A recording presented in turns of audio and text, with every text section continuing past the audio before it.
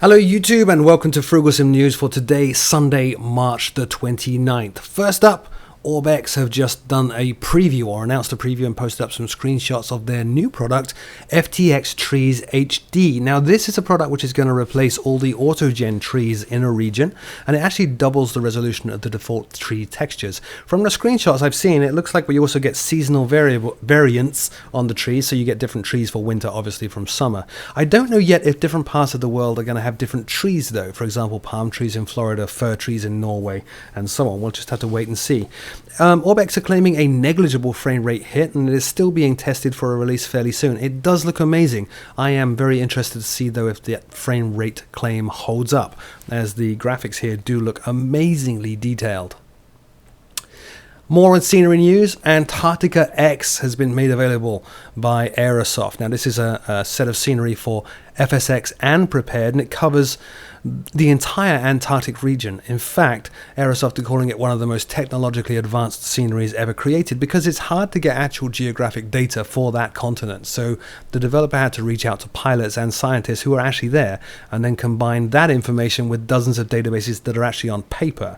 It includes a fully functional demo of Aerosoft's Twin Otter Extended with the British Antarctic Survey livery and skis, of course, for landing on snow. It has a flight mission as well covering the area. The scenery is FTX Global Vector compatible, and it also uses satellite imagery, for example, around Fossil Bluff, which is a key area in the Antarctic.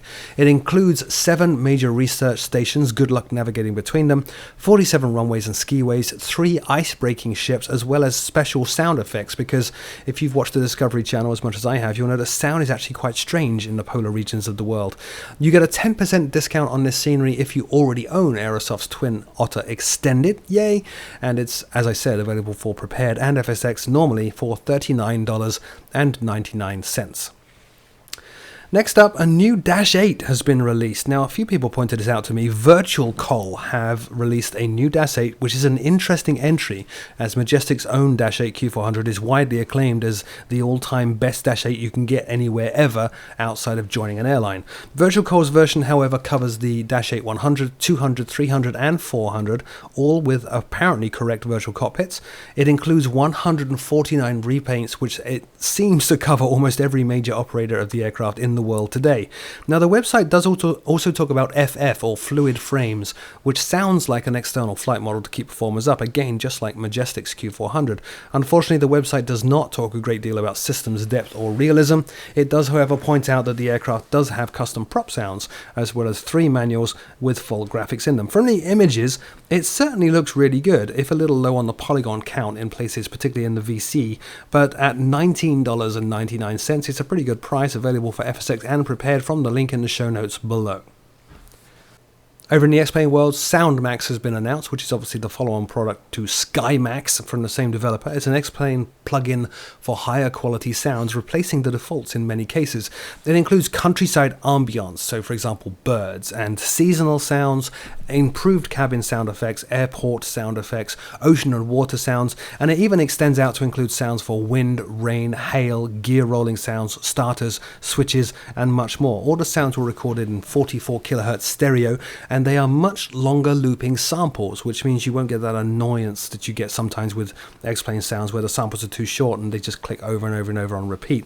No news yet on a firm release date or price, but in the forums at X Aviation, Cameron, the boss of X Aviation, does use the phrase "in short order" quite a lot when talking about its release, so expect that to release very, very soon. Hopefully at that point we see a price as well.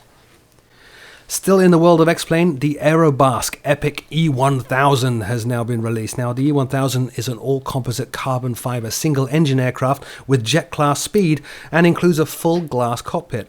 This actual version of it was developed with help from Soma Aviation, who actually operate a fleet of Epic 1000s. It has an EFIS with working checklists for normal and non-normal conditions, a working weather radar and TCAS, fully animated doors, levers, high-quality texturing, everything you would normally expect actually from a high-quality aircraft is on this aircraft and then some. It's nice to see a full glass cockpit in an X-Plane aircraft, as well as things like an EFIS with working checklists. Has a custom sound set and includes 8 liveries, and it also fully simulates everything and to do with the start procedure, the fuel system, taxiing under beta, anti-ice. In fact, it includes anti-ice. It includes ice effects, not anti-ice effects.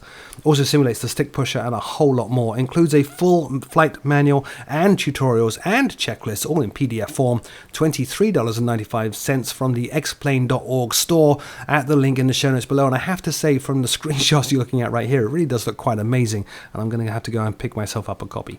Anyway, that's it for this week's news. As always, if I've missed something, and I undoubtedly have, I can't be everywhere on the internet at once to know everything, please let me know, either on Facebook or on the Frooglesim forums, forums.frooglesim.com.